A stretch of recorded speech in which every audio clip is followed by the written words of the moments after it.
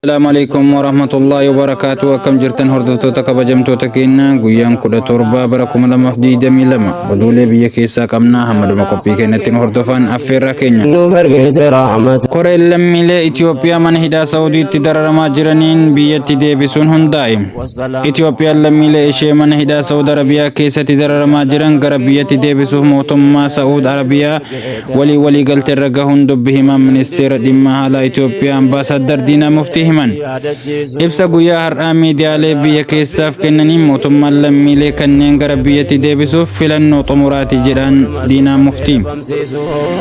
Torbaan duraa jilli qondaaltota mootummaa olaanoo fi abbootii amantaa of keessatti hammate ministeera dhimma diinagdee fi faayinaansii Itoophiyaa obbo Ahmad Shideen durfamu Saa'ud Arabiyaatti imalee ture.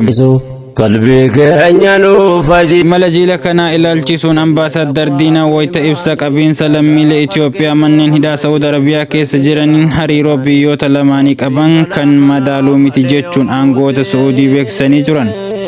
Mootummaan Itoophiyaa amma dura yeroo yerootti namoota dhibbaan lakkaa'aman gara biyyatti deebisaa ture.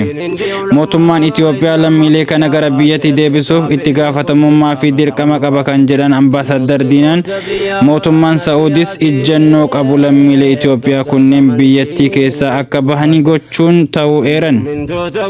Ammatti koreen sadarkaa biyyaalessaatti hundeeffamuun hojii eegaluu kan himan hojii isaanii garuu harkifachuun qeeqamaa jiraachuu dubbatan.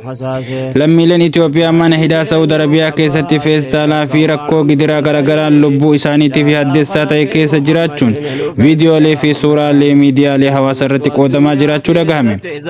Lammiileen Itoophiyaa kumaataman lakkaa'aman Saa'ud Arabiyaa manneen hidhaa magaalota Jiddaa fi Riyaadiin keessatti jiran erga hidhamanii waggoota lama ol taraa jiraachuun dhagahamaa jira. Sharri ummata dhaabbanni mirga namoomaaf falman kanneen akka Amnesty International fi Human Rights Watch dararaa baqattoota Saa'ud Arabiyaa keessa jiran irra gahuun Saa'ud Arabiyaa fi mootummaa biyyoota garaagaraa waliin dubbachuun furuu akka qaban dhaamaa jiraachuu himan. Lammiileen Itoophiyaa Saa'udii keessatti hidhamaa turan garuu mootummaan Itoophiyaa saffisaan birmachuu fi dhabuu komataa jiru. Dhaggeeffattoota hordoftoota keenya Baalee TV'ti hamma dhumaatti nu faana turuu keessaniif galatooma isiniin jecha hanga qophii biraatii walitti deebinutti nagaatti.